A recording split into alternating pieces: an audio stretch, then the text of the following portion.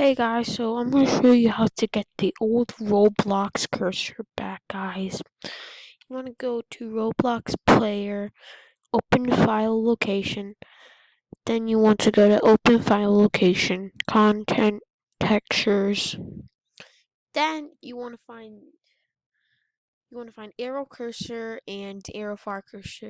You want to do this. Now that you have this, you want to do control and then you want to have this selected. Then you want to copy it. I already did this, so I don't have to, but you need to do this right here. Then you want to go to cursors, keyboard, mouse if you're on keyboard, and then you want to do these.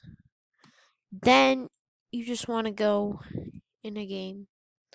Okay, so let's work in a pizza place, for example. Okay, guys.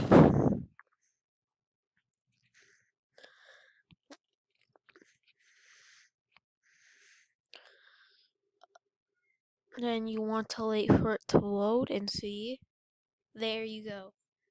You now have the old cursor back in Roblox. And it actually works. So pretend we're doing the gameplay. We're just gonna be playing some more pizza place. Work at a pizza place. Okay, then you wanna maybe it's just maybe you wanna do like so.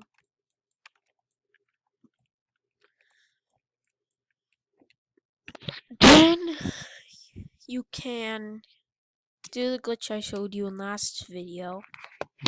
So let's do that glitch. You want to go to the reactions. Oop, my game. I think my game. Oh, there we go, guys. It finally fixed. You want to click sit. Wanna do it. Then wanna become manager. You're gonna become manager.